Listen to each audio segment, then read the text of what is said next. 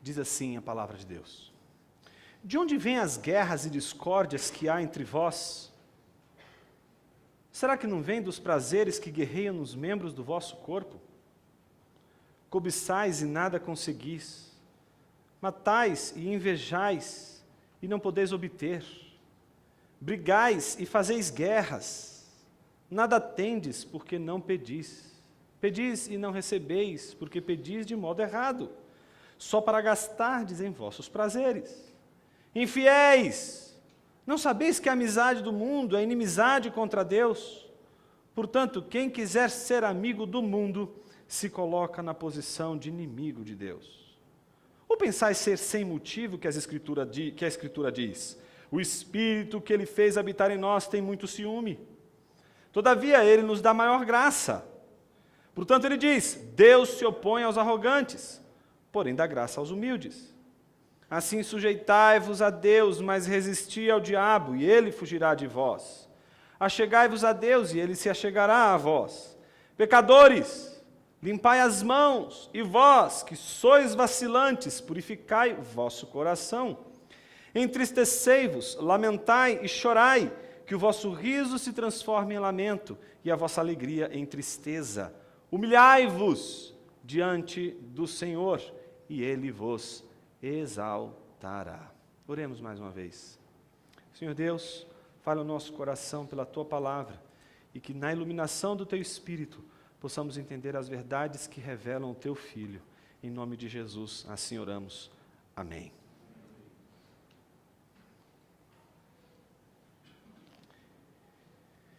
Tem uma anedota que se conta de um árabe e seu camelo. Conhece essa história? Diz que o árabe e o camelo estavam passeando e, de repente, ficou muito tarde e eles precisavam, de alguma forma, descansar. Então, já estava tarde, já estava escuro, ele deixou o camelo do lado de fora, montou uma cabana e foi descansar e dormir, passar a noite para no dia seguinte continuar o seu trajeto. De repente, à noite, no meio da noite, ele começa a sentir frio. E aí, quando ele acorda, ele dá de cara com a cara do camelo dentro da cabana. Aí ele olha para o camelo e diz assim: ô camelo, o que você está fazendo aqui? E ele, com toda a cara de piedade do mundo, diz assim: ô meu senhor, por favor, está tão frio aqui fora, me deixe passar somente uma noite aqui.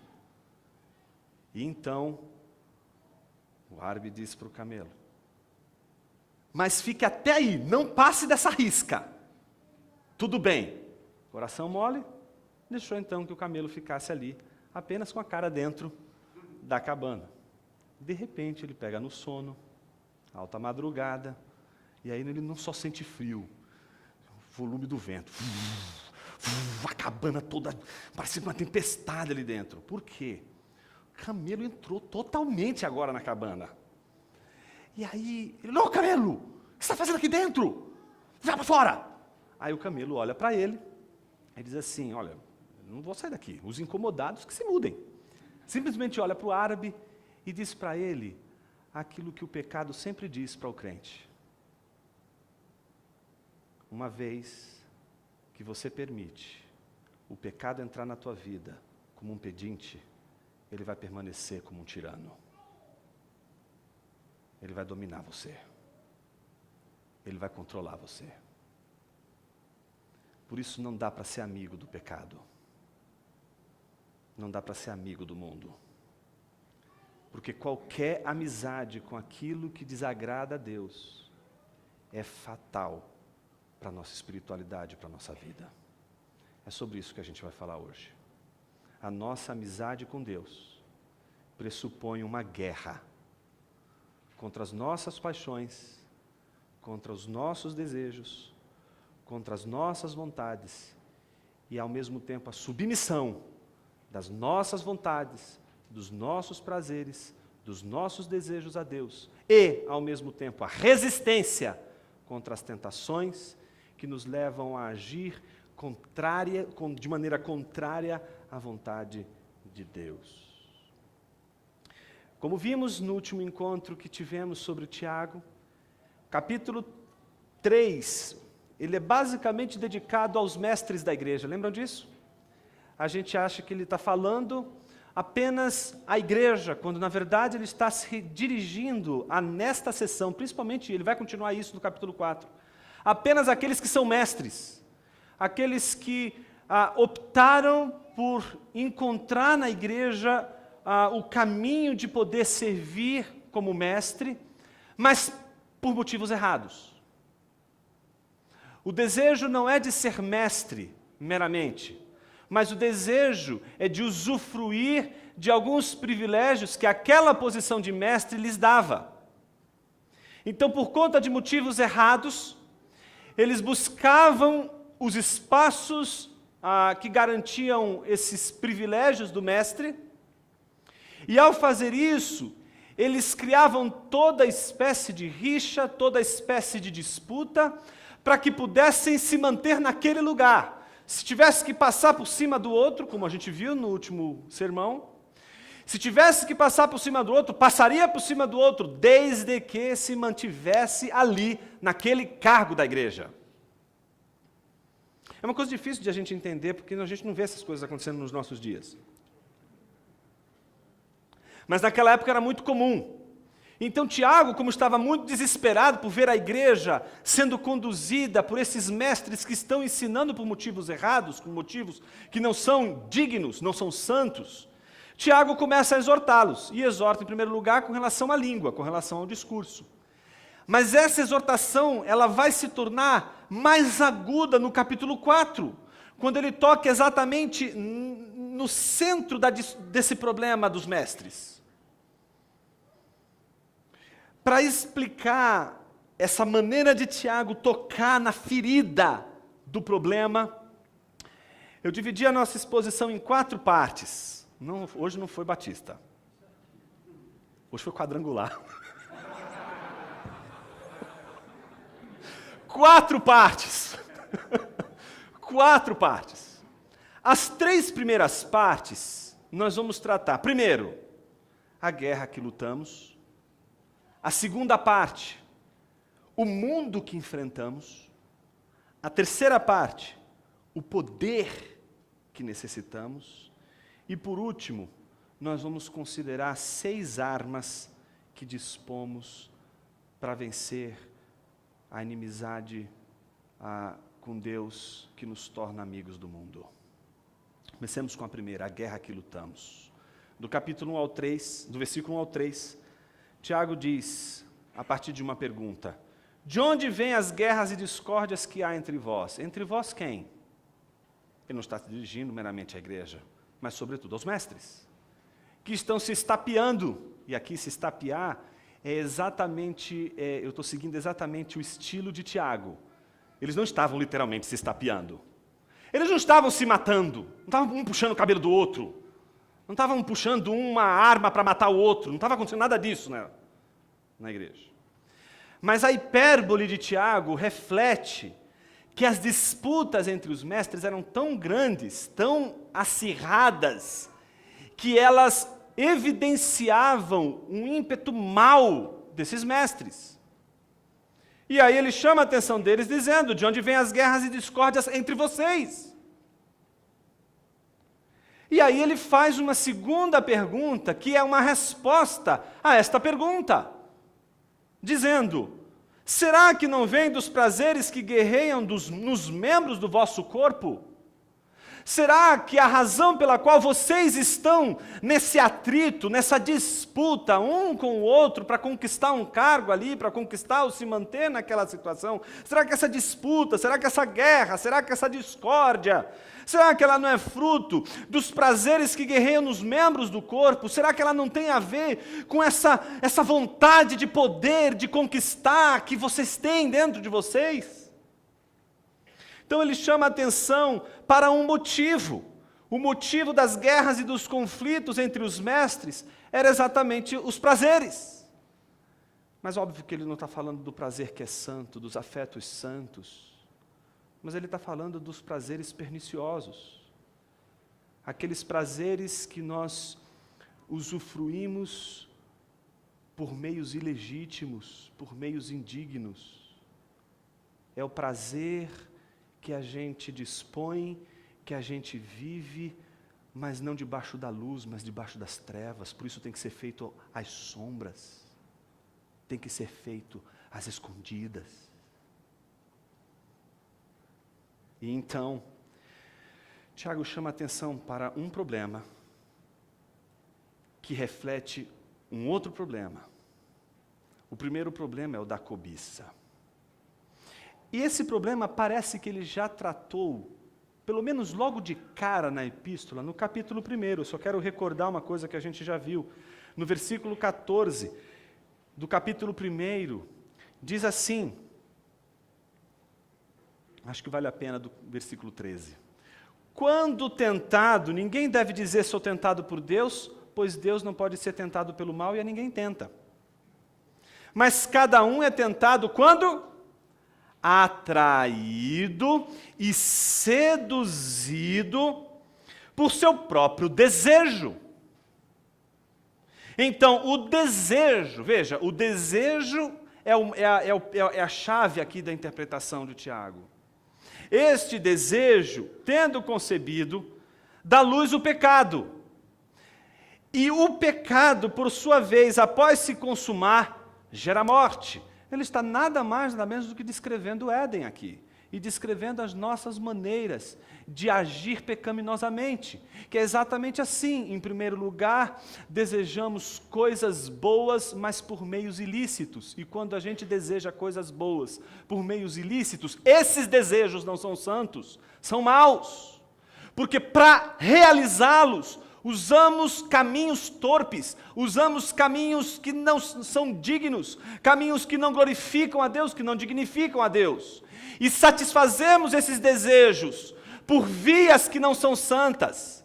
Podendo satisfazer pelas vias santas, escolhemos as vias não santas, e aí somos como aquele homem rico, que tendo várias ovelhas e podendo alimentar o viajante que chegava faminto com as nossas ovelhas, que era legítimo, não há nada de errado em você tomar da sua própria ovelha e fazer o assado para o viajante, mas não, preferimos escolher saciar esse desejo, saciar essa fome pelo meio ilícito, tomando a ovelha que não nos pertence, tomando a ovelha do homem pobre, tomando a ovelha daquele que não tinha, que amava, de uma forma ilícita, de uma forma pecaminosa, de uma forma torpe, usurpamos o que não é nosso para alimentar um desejo, para alimentar uma paixão, para alimentar um prazer.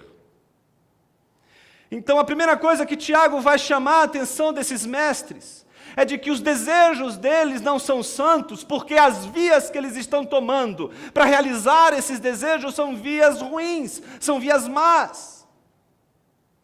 O problema, portanto, não é o nosso desejo, o problema, portanto, não é o seu desejo. O problema é como você vai satisfazer este desejo, quais são as vias que você vai tomar para realizar esse desejo. E é isso que vai tornar o seu desejo santo ou não. Mas eu havia dito que um problema implica outro problema. E o segundo problema está logo em seguida. Ele diz, cobiçais e nada conseguis, matais e invejais, ou seja, por isso que é hipérbole, né? Eles não estão se matando. Imagina, já pensou, Tiago, olhando gente indo numa igreja e os caras se matando, um passando a faca no outro. Que é isso? Não, não é isso que ele está dizendo. Quando ele fala de um matar o outro, ele está mostrando a agressividade. Os meios ilícitos são tão agressivos, são tão corruptos, são tão sujos, que eles não estão se percebendo o quanto eles não estão ganhando nada com esta cobiça. E aí ele conclui com uma frase enigmática, dizendo, nada tendes porque não pedis. O que ele está dizendo para esses mestres? Sabe qual é o problema de vocês? Vocês não oram. E esse é um problema sério dos mestres. Aqueles que gostam de ensinar, mas que não gostam de gastar tempo orando. Isso vai refletir o tipo de ensino que você vai ter para a sua vida, para a sua família, para a sua igreja e para todo o seu entorno. Aqueles mestres se preocupavam em galgar a possibilidade de poder ensinar, mas não estavam comprometidos em orar, com uma oração correta, com uma oração justa. E isso é importante, porque alguém poderia dizer assim, mas Jonas, parece que o texto está dizendo, não é que eles não oravam, eu vou concordar com você em parte. Não é que eles não oravam. Eles oravam mal, e isso se revela no versículo 3, concordam? O versículo 3 diz, pedis e não recebeis, qual é a razão? Porque pedis de modo errado. O que é pedir de modo errado? São aquelas orações que revelam as nossas motivações nada santas. Do tipo, Senhor, faz aquele cara se ferrar. Desculpa os termos, mas eu tive que usar os mesmos termos para você poder entender o que é uma oração aparentemente piedosa, mas com a motivação errada. Você pode estar falando com Deus, mas a sua motivação é carnal, sua motivação é pecaminosa. Você acha que Deus não olha as motivações do nosso coração? Ou você acha que Ele só olha a nossa oração, se ela foi feita de uma maneira correta? Não, Ele está olhando também para as motivações. E as motivações de nossas orações refletem muito aquilo que realmente queremos. As tuas orações podem revelar mais os teus ídolos do que Deus. Tuas orações podem revelar mais os teus deuses do que o próprio Deus. Por exemplo, lembram de Ana? A história de Ana é uma história muito triste, mas ao mesmo tempo muito bonita. Não é isso? Ela queria muito ter um filho. Esse era o desejo de Ana. Mas Deus deu para Ana uma coisa que não satisfazia Ana por completo. E o que Deus tinha dado a Ana e que não satisfazia Ana por completo? O amor de Eucana. A Bíblia diz que o contrário aconteceu com Penina. Deus deu a Penina o que Ana não podia ter e queria. Ela pôde dar filhos para Eucana. Mas Deus não permitiu que Penina tivesse aquilo que sobrava em Ana, o amor de Eucana. E aí você tem o triângulo montado, o triângulo das insatisfações. Está percebendo? Uma pode dar filhos, mas não tem o amor de Eucana. Outra não pode dar filhos, mas tem o amor de Eucana. E nessa história, quem está sofrendo? Os três, porque Eucana ama quem? Ana, mas ao mesmo tempo percebe que aquilo que Ana tanto quer lhe dar, a Penina lhe deu, que são os filhos. Então, algo grave acontece no dia da festa, das celebrações. Não é? Penina sempre aproveitava a oportunidade para irritar e provocar, para criar guerra, para disputar, para lutar contra Ana. Pelo que Ana ficava extremamente angustiada, extremamente triste, por motivos absolutamente óbvios. Naquele contexto, uma mulher como Ana não poder gerar filhos era visto como uma madre infértil, e aí as outras mulheres pensavam, e ela principalmente pensava, por conta de todo o contexto social, que ela era uma pessoa inferior às demais. Ela não conseguia, ela ainda não tinha o verdadeiro evangelho que nos faz descobrir a nossa verdadeira dignidade. E então Ana ficava desesperada, e quem Eucana notava o desespero? De quem ele amava, que era Ana. A gente nunca olha para o sofrimento de Penina, porque a gente sempre fica conduído com Ana, pelo fato de Ana não poder dar filhos a Eucana. E então a gente julga o sofrimento de Ana como sendo tão terrível, que ele não poderia jamais ser preterido em relação ao sofrimento de Penina. O que é o sofrimento de Penina? É só ela não ter o amor correspondido. Mas o fato é que o texto bíblico nos revela o sofrimento das duas. As duas estão sofrendo. O problema é que uma usa os meios mais terríveis, que é o da provocação, que é o da disputa, que é o da inveja, que são os meios mais terríveis para poder tentar, de alguma forma, expulsar, tirar Ana da jogada e poder ficar com a atenção de Eucana. Penina está disposta a fazer tudo pela atenção de Eucana. Mas Eucana, notando que Ana está apavorada, triste, angustiada, ele vai ao encontro dela. E é tão interessante. Eucana olha para ela e diz assim: por que você está chorando? E diz para ela assim: veja, eu te amo. Eu não estou nem aí se você pode dar filhos ou não. Você é a pessoa mais incrível deste mundo. Ana, você me é melhor do que 10 filhos. Mas Ana não deu bola para essa declaração de amor. Sabe por quê? Quando o nosso desejo, ele se mistura com a coisa que a gente quer, a gente não consegue ser feliz com as bênçãos que Deus nos dá. A gente não consegue enxergar a bênção de Deus ao nosso redor, porque a gente está com a linha focada ali. E Ana está focada ali, ela quer, e ela entende que se ela não conquistar aquilo, ela não vai ser feliz. O que acontece, você sabe a história, ela começa a chorar num lugar santo, não é isso? Só que quando ela começa a chorar, ela chora de um jeito meio esquisito, não é? Eu vou deixar para você imaginar o jeito esquisito de Ana chorar. Mas foi um jeito tão esquisito, que o sacerdote, quando observa, o que ele conclui? Estava tendo uma festa agora. O som estava rolando lá. E o negócio era rock and roll. Essa mulher aí, ela bebeu mais da conta. E quando ela percebe, ele vai para repreender aquela mulher. Você não pode ficar aqui, você não pode fazer o que você está fazendo. Ela vai e repreende o sacerdote, dizendo: não, meu senhor, eu não estou bêbada. Eu apenas sou uma mulher atribulada e venho aqui derramar a minha alma diante do Senhor. E então o sacerdote permite que aquela mulher, aflita e desesperada, encontre no lugar santo aquilo que ela veio buscar. E a minha pergunta é: o que Ana foi buscar naquele dia? Um negócio com Deus. Ela faz uma oração tão esquisita, e essa oração revela tanto as motivações de Ana. A oração de Ana revela todo o seu coração. Como uma oração de alguém pode revelar todo o seu ser? Agora ninguém mais vai querer orar. Todo mundo vai querer orar em silêncio.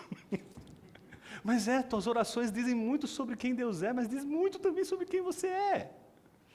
Então a oração de Ana é uma oração um pouco esquisita, porque ela diz assim: Senhor, vamos fazer um negócio. Eu quero tanto um filho. Me dá um filho que eu te devolvo.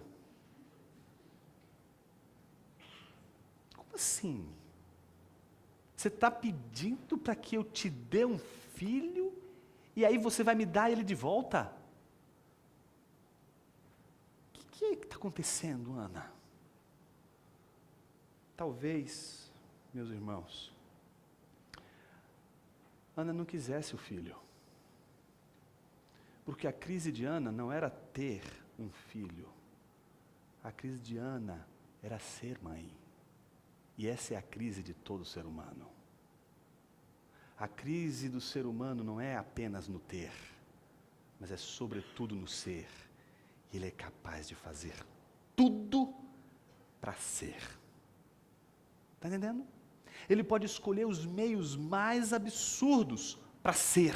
Não é somente para ter, é para ser. E é interessante porque parece que no fundo, o que Ana mais quer não é tanto um filho. Ela quer ver a madre dela inchar como a madre das outras mães incham. Ela quer ver aquele ser crescer. Ela quer ser mãe.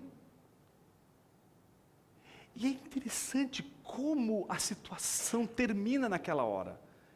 O quanto a oração é maravilhosa quando a oração ela vem acompanhada da explicitação do nosso ser. Quando a gente ora a Deus.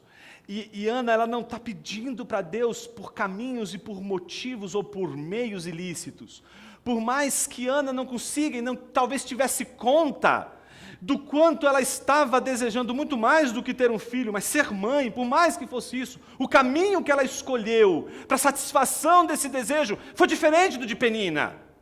Tanto Penina como Ana estão sofrendo, mas os caminhos que elas escolhem para lidar com o prazer, para lidar com a cobiça, são diferentes. Enquanto outra vai constituir a cobiça com a guerra, com a disputa, com a luta contra o outro, para alcançar o lugar e ser aquilo que o outro está sendo. Do outro lado, a Ana sai desse negócio, sai dessa discussão, e o objetivo dela agora é derramar sua alma diante do Senhor, é orar, é orar. E meus irmãos, como a oração de Ana é poderosa, não? A Bíblia diz que quando ela terminou de orar, o que o sacerdote notou nela? Seu semblante já não era mais triste. Você acha mesmo que Ana ficou instantaneamente grávida depois daquela oração? Jonas, o que você está querendo dizer com isso? Estou querendo confrontar você, que acredita que só vai ser feliz se você tiver a coisa. Quero confrontar você que veio hoje aqui e que acha que só vai ser feliz se sair daqui com a bênção na sua mãozinha. Quero confrontar você ao ponto de você encontrar uma fé tão poderosa que é capaz de você sair daqui feliz, com o semblante transformado e ainda assim sair daqui com as mãos vazias. Quero confrontar você a ter uma experiência com uma fé tão poderosa, que no meio da oração, no meio do derramamento da sua alma e do seu quebrantamento diante de Deus, você encontrará a suficiência de Deus e descobrirá que você pode sair daqui sem um milagre, mas ao mesmo tempo feliz e com o coração apaziguado. Tudo isso por causa da oração.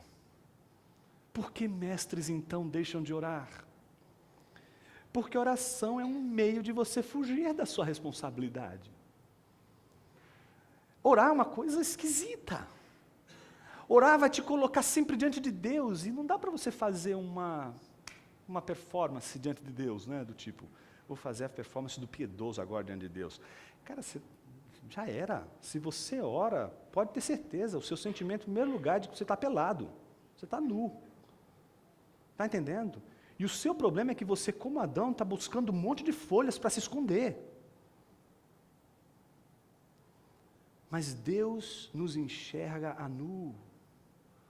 Sabe, conhece todas as coisas e conhece o nosso coração. Por isso a gente pede mal. Porque quando a gente pede, as nossas orações que são mal feitas, elas são mal feitas justamente porque a gente não presta atenção nas motivações dessas orações.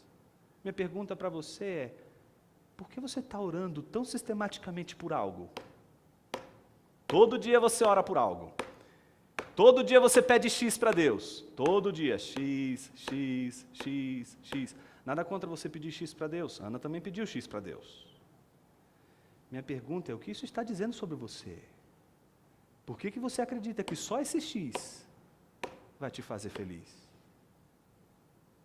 A Bíblia diz que Ana não saiu da presença de Deus grávida, mas ela saiu da presença de Deus e o seu semblante já não era mais triste. Por isso a oração é importante quando nós estamos diante desta guerra, esta guerra que lutamos para realizar os nossos desejos e que usamos meios ilícitos para realizar esses desejos. É a oração que vai nos despertar para o fato de que podemos realizar e buscar a realização dos nossos desejos, mas pelas vias certas, pelos caminhos corretos, pelos caminhos piedosos. Amém, meus irmãos? Amém. Segundo, o mundo que enfrentamos. No versículo 4 ao 5, é uma maneira muito interessante, né? Nossa Bíblia aí tem uma tradução bastante eufemista, né? Mas começa já de uma maneira assim, bastante, eu diria assim, sensível, meio Lutero aqui, né? Infiéis! Não está chamando de muçulmano, obviamente, mas está chamando de quê? Aqui a palavrinha é adúlteros. adúlteros. Está chamando os mestres de adúlteros. Chamando os mestres de infiéis. E a pergunta é, por quê? Primeiro, olha que coisa interessante. Não sabeis que a amizade do mundo é inimizade contra Deus? Primeira coisa, perceberam que não há uma possibilidade de você ter os dois? Do tipo, eu vou ficar de bem com o mundo e vou ficar ao mesmo tempo de bem com Deus. E aí sabe aquele cara, o isentão? Quer ficar bem com todo mundo? E aí no final acaba ficando mal com todo mundo? Pois é, o que Tiago está dizendo é, chega disso, para de meninice, para de criancice. Alguém que por medo e temor dos homens, não se posiciona, nem ao lado de Deus, nem ao lado do mundo, mas fica como um menino, de um lado para o outro, de um lado para o outro, tentando sempre conquistar os dois lados, e fazer com que os dois lados sempre fiquem aplaudindo. Esse alguém ainda teme os homens mais do que teme a Deus. Olha que interessante o que o texto está dizendo. Se alguém é amigo do mundo, este alguém é inimigo de Deus. Não há possibilidade de alguém ser amigo de Deus e ao mesmo tempo amigo do mundo. Está claro isso? Mas qual é a traição dos mestres? É cabulosa, gente. Pensa numa traição cabulosa. Não é simplesmente trair com um desconhecido. Não é simplesmente trair com sequer um amigo. É trair justamente com o seu inimigo. A traição, portanto, daqueles que se dizem amigos de Deus, mas se tornam amigos do mundo, e amam mais ao mundo, e têm amizade com o mundo, é a traição daqueles que traem a Deus com o inimigo de Deus. Essa mensagem é dura. Eu sei que ela é dura, e eu sei que ela é difícil. Porque nós vivemos num mundo onde a situação toda nos convoca o tempo todo a apaziguar o tempo todo. Apaziguar o tempo todo. Meu querido, crucificaram Jesus. Hoje você está celebrando a ressurreição do Filho de Deus. Se Jesus, pelo amor de Deus, meu irmão, se Jesus não agradou o mundo todo, por que você vai querer agradar o mundo todo? Olhe para Jesus, não olhe para o homem. Seja Jesus o seu modelo. Seja Jesus o paradigma da sua vida. Seja Jesus o paradigma da sua maneira de agir. Eu não consigo imaginar, meus irmãos, me perdoem, mas eu não consigo imaginar Jesus chegando lá no templo, vendo os cambistas, vendendo, achincalhando com o reino de Deus, fazendo as coisas de Deus de uma maneira completamente desregrada, de uma maneira impiedosa, usando o templo de Deus, usando as coisas de Deus de maneira indevida, de uma maneira blasfema. Eu não consigo imaginar Jesus chegando lá com azorrague, porque diz que ele chegou com azorrague, não é isso? Aquilo que você toca o gado, que você, não é? Fere um animal. Eu falo, gente, por gentileza, por obséquio, por favor, vocês poderiam tirar essas mesas daí, por favor? Porque todo mundo olha para Jesus e acha que Jesus era uma espécie daqueles quadros, né? Que pintam Jesus com olhinho azul. Parece um alemão. Um alemão cabeludo. Então aí você fica você olha para Jesus e fala assim, puxa, Jesus nunca vai ter uma reação tão assim bruta. Mas ele teve. Ele teve. Isso provocou a perseguição. Jesus foi perseguido, meus irmãos, não foi perseguido pelos do mundo, digamos assim. Jesus foi perseguido pelos membros da sua igreja, quer dizer, pelos fariseus e escribas.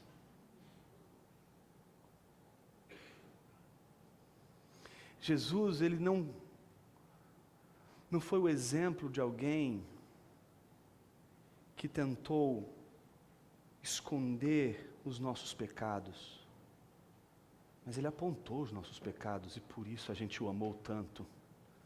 Porque ele não somente apontou o pecado, não somente nos julgou, mas nos redimiu, meus irmãos.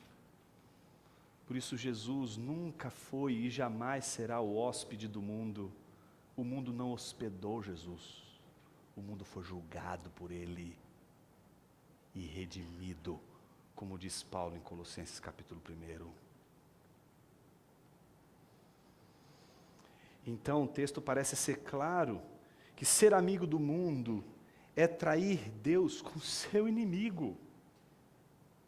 Isso provoca, em contrapartida, como diz o versículo 5, uma surpresa, uma grata surpresa. Ou pensais ser sem motivo que a Escritura diz, o Espírito que Ele faz habitar em nós tem muito ciúme? Aqui a gente precisa gastar um pouquinho de tempo, e eu vou gastar em talvez 2 minutos. Tem 2 possibilidades de interpretar esse Espírito aqui. Ou você interpreta esse Espírito como Espírito humano, e aí você tem uma relativa possibilidade de interpretação desta maneira, e aí não se referiria aí ao Espírito de Deus. Então você tem aí uma minoria que defende essa posição, é defensável, mas uma maioria, e que defende isso com muita, eu diria assim, propriedade, de que não se trata o Espírito do homem, mas se trata do Espírito de Deus. Enquanto o Espírito do homem, se você interpretasse por Espírito do homem, levaria a ideia do ciúme para um aspecto negativo, se você interpretar, como na maior parte das nossas Bíblias, principalmente a tradição Almeida, como maiúscula, e aí se referindo ao Espírito Santo, este ciúme que aparece aí não pode ser entendido na maneira negativa como os sentimentos e as paixões humanas podem ser, por vezes, interpretadas. Aqui, ciúme tem que ser entendido como santo zelo, como o amor zeloso de Deus. O santo zelo de Deus não pode ser confundido com excesso de zelo. Excesso de zelo é agressão. Excesso de zelo é falta de boa medida, falta de temperança. Excesso de zelo é violência. Mas o zelo, o santo zelo de Deus, o amor zeloso de Deus é cuidado, é amor, e Ele vai repreender e disciplinar apenas aqueles a quem Ele ama e deu sua própria vida, morrendo na cruz para salvá-los. Então, se partirmos do pressuposto de que o amor zeloso de Deus é aquilo que nos faz saber que não podemos caminhar na vida sem critérios, isso nos leva então a fazer uma pergunta importante, a pergunta de como eu posso lidar com os meus desejos, porque eu quero fazer o bem e não consigo, porque que na verdade eu quero fazer, eu não consigo, porque escolho os meios errados para realizar aquilo que tanto desejo. E aí vem a pergunta, como eu posso me livrar dessas paixões que me derrubam, que me destroem, que me corroem, que me causam guerra e tanta contenda? Terceiro ponto, é nessa hora que precisamos de um poder maior do que nós mesmos. Você não vai conseguir lidar com seus desejos. Essa é a primeira péssima notícia que eu te trago. Não tente, porque você não vai conseguir lidar com seus desejos. Eles vão te engolir sempre. Então a gente não consegue lidar com os nossos desejos, porque eles são mais fortes do que nós. Mas aí vem a pergunta, que poder então é capaz de lidar com os nossos desejos? Deus é o único poder que lida com seus desejos. Você não tem como lidar com seus desejos pecaminosos, assim como você não tem como lidar com a dúvida. Você não tem como lidar com o desespero, você não tem como lidar com a arrogância, não tem como lidar com a soberba. É Deus quem lida com a sua soberba, é Deus quem lida com a sua arrogância, é Deus quem lida com seus desejos pecaminosos, é Deus quem lida. É Ele o poder, o único poder que você pode contar, que é capaz de apaziguar o seu coração inquieto por causa das paixões. E Deus, meus irmãos, usa pessoas tão próximas de nós. Por isso, se você está lutando contra os pecados, se você está lutando contra esses desejos pecaminosos, não pelos desejos em si, mas pelos meios equivocados pelos quais você tem tentado saciar os seus desejos, talvez Deus tenha levantado o seu próprio cônjuge, talvez Deus tenha levantado o seu amigo, seu irmão, membro da igreja que está do seu lado, para te ajudar a vencer estes desejos. Deus vai usar a natureza, o mundo, o tempo e até o ímpio, se for preciso, para frear os nossos desejos. E não pasme, não se assombre, se até o diabo e os demônios forem usados por Deus para salvar a sua alma do pecado. Me parece que essa foi a maneira de Deus lidar com a soberba de Paulo, enviando um mensageiro da parte de Deus, um espinho na sua carne, para que ele soubesse que por conta das revelações que recebera, ele não poderia julgar-se superior aos demais que estavam ali. Então, o poder que nós precisamos é a graça. Isso fica tão claro no versículo 6. Todavia, Ele nos dá maior graça. Se você peca demais, Ele vai te dar graça demais. Porque é essa graça que sobeja, essa graça que superabunda, o único meio pelo qual Deus irá nos ajudar a vencer esses desejos pecaminosos. Ao mesmo tempo que a graça maior Ele nos dá, Ele também diz algo curioso. Deus se opõe aos arrogantes, mas esta graça a quem Ele dá? Aos humildes. Se você for arrogante, se você for do tipo, não, eu vou conseguir lidar com este desejo pecaminoso sozinho. Já era. Não vai dar. A única maneira de você lidar com este pecado e com este desejo pecaminoso é se humilhando diante de Deus, dizendo: Senhor, eu não consigo, eu preciso de sua graça. E aos humildes, Deus não deixa faltar sua graça. Aos arrogantes, Deus resiste. Não, você ainda precisa sofrer um pouquinho, você ainda não entendeu. Mas aqueles que humildemente dizem: Senhor, eu preciso, eu não consigo, estes vão encontrar a graça de Deus. Por isso ele vai concluir o raciocínio no versículo 7, dizendo: sujeitai-vos a Deus. E aí começa a nossa quarta e última parte. Com ela a gente encerra o nosso sermão de hoje. Com 6 armas que Deus nos dá através dessa palavra. 6 armas para lidarmos com os desejos pecaminosos. O primeiro, versículo de número 7, sujeitai-vos a Deus. Primeira coisa, submeter-se a Deus. Gente, mas quem é que pode ir contra Deus? Se você já sabe que você não vai conseguir ir contra Deus, por que Ele ordena que eles se submetam a Ele? Porque existem 2 coisas que sempre vão caminhar juntas: a responsabilidade do homem e a soberania de Deus. Você não pode dizer o seguinte: pastor, eu acredito na soberania de Deus, acredito na providência divina, por isso estou aqui esperando o varão. Minha filha, não é assim que você deve agir. A soberania de Deus e a providência de Deus não é um aval para a sua preguiça ou para a sua inércia. A providência divina não é uma desculpa para não decidir. A providência é a grande notícia que te dá segurança de que as tuas decisões não vão ser a palavra final, mas elas precisam ser suas. Você decide, você realiza, por mais que você saiba que no fim da história não é você, por mais que no fim da história você saiba que tudo o que acontecer vai glorificar a Deus e vai seguir o desígnio de Deus, você precisa ter ciência de que você escolhe. Porque senão a gente entenderia já a palavra de Deus de uma maneira muito complicada.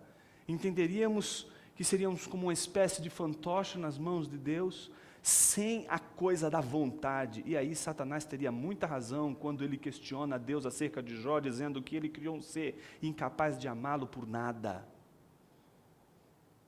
Não somos fantoches. Deus não está marionetando você e eu.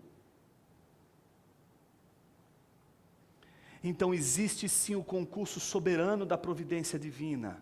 E existe sim nossa responsabilidade. Sabemos que não vamos conseguir resistir nunca à soberania de Deus e à vontade de Deus. mas é por isso que nós devemos decidir submeter-se a Ele. Tente explicar isso, ou tente entender, para dizer outras palavras, né? Você vai ficar doidinho. Tente negar e você vai perder sua alma, viu?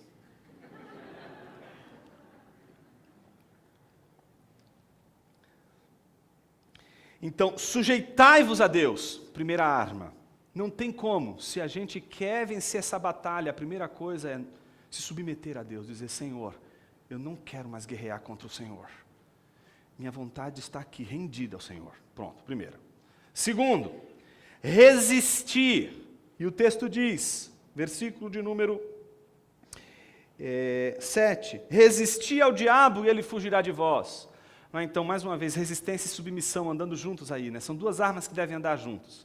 Se você se submete a Deus, você já está resistindo a Satanás. Se você está resistindo a Satanás, você então está submetendo-se a Deus. Então, se você usa a primeira arma, a segunda vem de brinde. Tá bom? É assim, se submeta a Deus e automaticamente você estará resistindo a Satanás. Resista a Satanás e você estará sumariamente submetendo-se à vontade de Deus. Qualquer um dos dois que você escolher, você vai ganhar o outro de brinde. Terceira arma, versículo de número 8, a parte A, achegai-vos a Deus. Como assim? Não é Ele que vem até nós? Como assim me aproximar de Deus? Como assim me lançar em direção a Ele? Mais uma vez, é nossa responsabilidade buscar a face de Deus. Às vezes a gente diz assim, não, e essa é a graça barata. A graça barata é aquela que vai dizer o seguinte, não, Deus faz tudo e eu fico aqui só de protagonista, ouvindo, né, o que Deus está fazendo e vendo o que Ele está fazendo. Não, não. A graça preciosa revela a sua vontade de buscar Deus. Revela exatamente a regeneração como princípio que alimentou a tua vontade de buscar Deus, de se encher da presença de Deus, de ler as Escrituras, de se envolver com as coisas de Deus, de tomar tempo da sua agenda para que a sua mente seja ocupada com as coisas de Deus, para que você prove de algo superior, para que você prove de algo belo, de algo majestoso, de algo digno, inclusive de dar sua própria vida.